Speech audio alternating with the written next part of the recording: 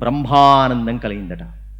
ఆనందంలో కూడా స్థాయిలు ఉంటాయి, ఆనందంలో లెవెల్స్ ఉంటాయి, దుఃఖంలో లెవెల్స్ ఉంటాయి.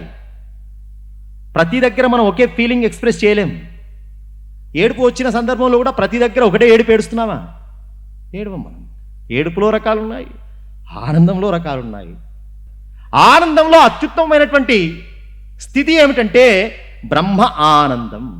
బ్రహ్మను అనుభవించినప్పుడు, బ్రహ్మ గురించి తెలుసుకున్నప్పుడు వచ్చేటువంటి ఫీలింగ్ ఉన్నదే, పరమాత్మ గురించి తెలుసుకున్నప్పుడు, పరమాత్మ యొక్క దర్శనము ద్వారా పొందినటువంటి ఆ ఫ్రాక్షన్ ఆఫ్ సెకండ్స్ కావచ్చు, మినిట్స్ కావచ్చు, నీ లెవెల్ స్థాయిని బట్టి, నీ రిసీవింగ్ పొజిషన్ బట్టి ఎంతకాలం నిలుపుకోగలవో అంతకాలం నీ మనస్సులో పొందేటువంటి ఒక స్థితి, ఎన్ మనసా నమనుతే ఏనాహుర్మను, అది బ్రహ్మ ఆనందం.